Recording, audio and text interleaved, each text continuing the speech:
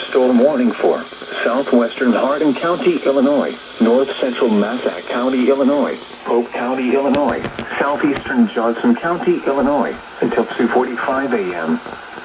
At 2:17 a.m., a severe thunderstorm was located over New Columbia, or 10 miles southeast of Vienna, moving northeast at 70 miles per hour. Expected hazards include 60 miles per hour wind gusts and quarter-size hail. This is a radar-indicated threat. The following impacts are expected. Hail damage to vehicles is expected. Expect wind damage to roofs, siding, and trees. This severe thunderstorm will be near Golconda around 2:30 a.m. Rosicler around 2:35 a.m. This includes Interstate 24 in Illinois between mile markers 19 and 30.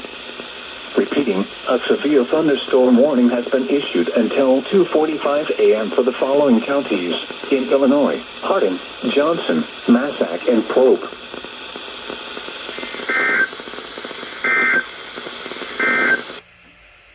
Now for the official National Weather Service.